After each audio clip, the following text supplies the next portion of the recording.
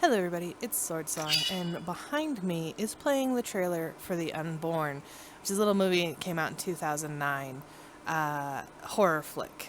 Obviously there's no sound for this trailer because I turned it off. Why I'm showing you this is because I was so excited for this movie. It looked so good.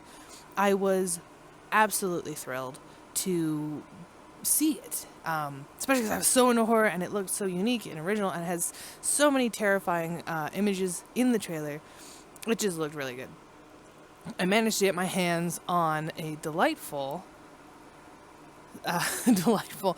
I managed to get my hands on a set of pre-screening tickets. And me and my at the time boyfriend went to go see this movie. I wasn't even mad in the end. I was just so sad. The Unborn is the movie that made me lose faith in big budget horror films that, they were just gonna suck. All of them were just gonna be bad. Really, if you haven't seen The Unborn and you want to see The Unborn, just pay attention to this trailer behind me because it has all of the best parts in the movie in it. You don't even need the sound because it's just vapid. I barely remember it. But it just crushed me inside. I was so sad about what I had seen because it could have been so interesting. Even now, watching the trailer, it looks so good, and it's not. It's just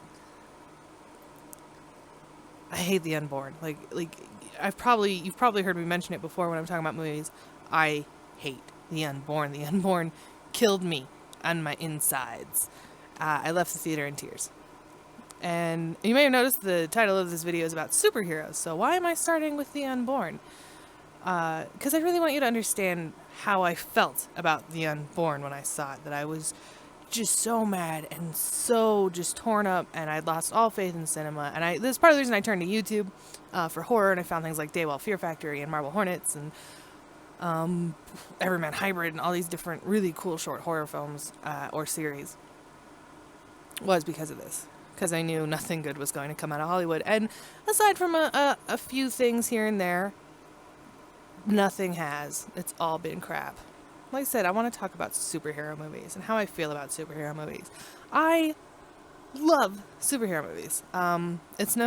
It should be a secret, but it's not a secret that one of my favorite movies is Batman Forever. It's a terrible movie. I know, I accept that. But I love it so much. It makes me all warm and fuzzy deep down in my squishy bits. It's just a movie that makes me feel good. It's just fun. I had to come to terms with that because I was such a film snob. Everything had to be so perfect. For a long time, I was like that. I was so picky about movies. And then I realized, the importance of, or at least the fun of, just a popcorn movie. And, I came to terms with the fact that I just love Batman Forever. And I enjoy other superhero movies, usually weird ones. I like The Phantom. Obviously not for, quality. Fun. I liked Phantom. I liked Darkman, things like that. Because they're fun. And I think that's something we've definitely lost in horror movies recently. Or not horror movies. That's the problem! Superhero movies play like horror movies. They're so serious and gritty and realistic. And the Batman with the crappy voice. And I'm a Batman girl. All about Batman. From Adam West to friggin' Val Kilmer to... even though I have an issue with Michael Keaton... I love him as Batman too. My issue with Michael Keaton comes from a different movie he was in, and maybe I'll talk about that later. I can't stand Beetlejuice, and it's not because it's bad or anything. It gives me the worst nightmares. Maybe I'll get into that in a different video. And after what I saw last night, I don't even mind George Clooney as Batman. I'm gonna try not to spoil the movie while I rant about it and rant about superheroes, but I did see Batman vs Superman. And the reason I showed you the Unborn trailer and told you that was because after I walked out of that theater that night for the Unborn, I didn't think I would experience this feeling again. That movie was the bottom, and I would never have to deal with it again. And then last night, I saw Batman vs. Superman, and I had that same soul-crushing depression. I'm going to try not to spoil the movie. It's not hard to not spoil this movie because it's got 50 billion plot lines, all of which go nowhere. I don't. There's only like a couple things I can think of that I can spoil because it's only a couple things I remember because the movie has so much going on and it's so fast paced, but nothing is happening, and it was ugly. It was really visually not interesting to look at. And one of my favorite things is I love seeing new Gotham designs in Batman movies. I love the designs people come up for with Gotham, and I'm gonna turn off the filter here so it's just green. That's a little better, a little less distracting, I think, a little better. But I love seeing new designs for Gotham, and I didn't really get to see any Gotham. I didn't get to see any Metropolis. I'm not even a Superman fan, and there was like no Metropolis in it. I remember there was something about the White House. I don't know. It just, there was so much going on, and like no scene lasted more than like 2 minutes, and some of the casting choices were weird. Like, and I don't remember the name of the actor who plays Lex Luthor. I can never remember that kid's name. And I say kid, he's probably older than me. Or about my age, I don't know. But I don't know what he was doing, but he was speaking so fast all the time that it felt like even he wanted the movie to be over. This is 2.5 hour movie. I don't check my watch in movies. At about that 1 hour mark of this movie, I started checking the time because I wanted out. And I didn't know it was going to be 2.5 hours. I thought like maybe an hour 40 minutes. So I was getting geared up. And like every other scene, it feels like they're coming up to the third act of the film, so it gets more intense and it builds and it builds and it builds, and then there's just more movie. This movie has more endings than Return of the King. And I'm a huge Lord of the Rings fan, but oh my god, Return of the King had too many endings. This movie has like 10 times more. It was ridiculous. The whole final thing, like have you seen it? The last 15 minutes with the bad guy there? It's a very notable Superman bad guy that they just kind of threw in at the end. For like no reason. Like one of the most notable Superman, like if you think of Superman bad guys, you probably think of him, and he's just in there in the end, like whatever, just throw away. That's like doing a Batman movie and then 20 minutes at the end being like, oh by the way, Joker's here. Like no, you can't do that. And I'm trying really hard not to spoil things, but what crushed me so much about this movie, you may ask, and I know you do because you care. It wasn't the bad cinematography. It wasn't that it was dark or grimy or disgusting. It was just very unpleasant to look at. It wasn't that all the actors played everything so flat and so boring. Like, everyone just seemed bored all the time. Even in the fight scenes. It wasn't the fact that Jeremy Irons is an amazing actor and just a terrible, terrible Alfred.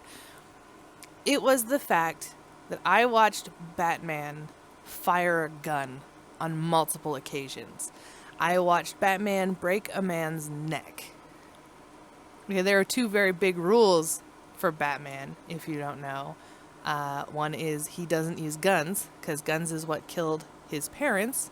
And the other is that he doesn't kill people. And I admit, when you have a Batman movie, it's an action movie, there's collateral death. There's always the throwaway scene in the Tim Burton Batman where he shoves dynamite down the guy's pants. Those are like side gags, and they were stupid, and people get hung up on them all the time. Batman broke a man's neck. But Sword Song, didn't this happen in a dream sequence? And to you I say, no, fuck you. That was a flash forward. That was a moment in the future that was passed off as a dream sequence. So in the future, when none of this makes sense, they'd be like, oh, it was just a dream sequence. I don't care. I don't care if it was a dream sequence. I don't care if it was a flash forward. Batman wouldn't even dream about that. Batman, and if he did, it would be like this huge racking guilt thing. He'd be like, oh, why would I dream about shooting people? Why would I dream? Because that's not him. That's not who Batman is. That I don't know who the crap was in that movie, but it wasn't Batman and Superman. It was people who looked like them. If this movie had been a Watchmen spinoff or something, I would have been more accepting.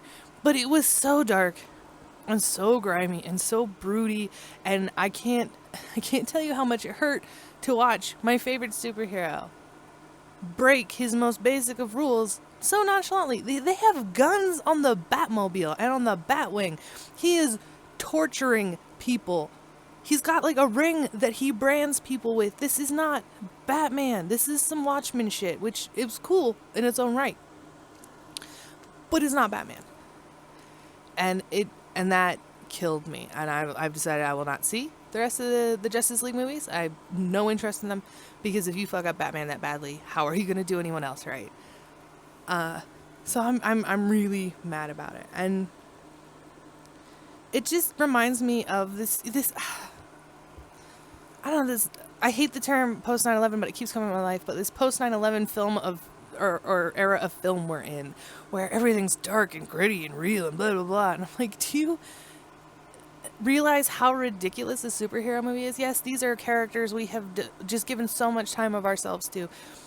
These are characters that we're at a point where it is interesting to delve into their deeper psyche and see the darker side of what they're doing. These are also characters that wear tights with their underwear on the outside and prance around dressed as giant bats and hang people from the ceiling and fight crazy clowns. These are people that were once played by Adam friggin' West. And I know Batman has evolved and Superman has evolved and all the superheroes become darker. And like I said, we're more willing to look at the darker side of these superheroes and get into their psyche and what drives them. But does it have to be so? Can't we crack a joke every now and then instead of a half-assed attempt to reference Mask of the Phantasm? Did anybody else catch that in Batman vs. Superman? Does anybody else remember Mask of the Phantasm? That was like one of my favorite Batman movies.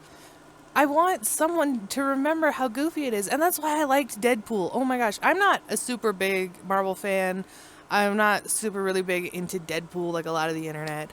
I mean, I get a kick out of him. I like the whole fuck the fourth wall idea and stuff. But whatever. And I got to go see Deadpool, and it was amazing. Not only was it fun, and it did have like the dark, gritty kind of feel of his origin story. And admittedly, I don't know anything about Deadpool, so when it comes to the movie, I think that helped my enjoyment of the movie, not knowing anything about his history outside of fuck the Wolverine, that movie, and the Deadpool in that. Screw that. But it had dark, gritty moments, and it was serious, but it was still Deadpool. It was still, he was breaking the fourth wall and cracking jokes, and everyone realized just how ridiculous this concept is, and they had fun with it. And I just want a superhero movie that's fun and that has my biggest complaint anymore with superhero movies is that they're not in it. Batman Dark Knight Rises, I went to see it, and I'm like, okay, I'm gonna go see a Batman movie. I'm gonna see Batman around and throw things and just go be awesome. Especially coming off of Batman Dark Knight with Heath Ledger and all that. I was like, oh my god, this is going to be so good. How are they going to follow that up? And then I spent most of the movie going, where's Batman? Like, Bruce Wayne's here, yeah. And maybe I'm weird, but I know a lot of fans who think Batman and Bruce Wayne are two separate characters. The same person, but, different things.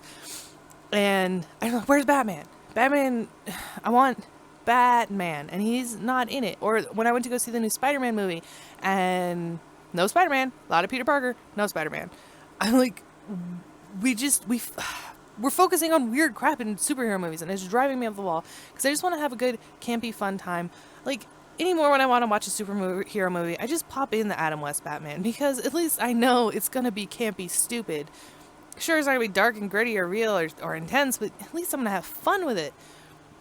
And I did not have fun with Batman vs. Superman, even if I could somehow get over the fact that Batman was firing guns and breaking men's necks and torturing people, which I can't and never will. I wouldn't have had fun with that movie. And I went in trying to be open-minded. Yeah, sure, I think Ben Affleck was going to make a terrible Batman. I did have some preconceived notions there, but I avoided all the reviews. I avoided anything outside of what the publicists wanted me to know about this movie. And I tried to enjoy this movie, and I can't. It was unfocused, and it was too fast-paced, but nothing was happening. There were 17 billion plot lines. I don't understand. I feel like there was just chunks of the movie that were taken out and replaced by other chunks of the movie, that it was told out of order. Like someone had the script and then dropped it, and it got all out of order, and pages got lost, but they were like, screw it, we got to get this out. We'll do it anyways. That's what it felt like. And so many superhero movies feel like that anymore. Nobody has fun with them. Nobody realizes that, yeah, we can have a serious, brooding superhero, but still realize the absurdity of the situation. And I think, for me, that's kind of a personal reflection on life. People have forgotten to be able to look past the dark, brooding depression of our existence to find that there is absurdity out there. There's silly stuff. There's good stuff. And films kind of represent that we're too busy focusing on the nitty gritty to see all the fun happiness around. That's my rant on superheroes and my story about the unborn and how it just killed me inside. And this definitely, I decided the second I saw Batman pull a trigger on a gun without any hesitation, I decided I'm not watching any more of the Justice League movies. If I do, I will not pay for them. I will wait till they are on Netflix or something. Though one good thing, there were two good things come out of this movie. Jason Momoa as Aquaman is a great casting choice. I think that's really awesome. I consider seeing that one once it's out of theaters, and I won't pay for it. And Neil deGrasse Tyson, however you say his name. I could listen to that man talk about Superman and Greek legends and theoretical physics all day. Because he's just, oh my god, I just love while listening to him talk. He just has so much cool shit to say. I might not agree with some of his views, but he's just such a smart guy, and that was a lot of fun. My recommendation, don't pay to see Batman vs. Superman. Wait till it's on TV. Anything. Don't give your money to this production.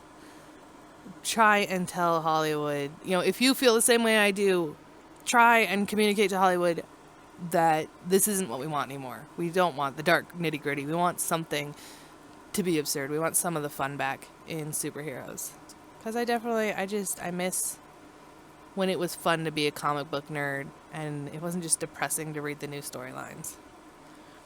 Anyways, it's an honor that you watched this. I hope I didn't spoil anything too horribly. Well, the video's called Sword Song Spoils It, so if you watched this, you knew it was coming, and I don't apologize. Sorry, not sorry. Anyways, thank you for watching. Remember to do that fun YouTube stuff like, comment, share, and subscribe. And I will talk to you later. Magic.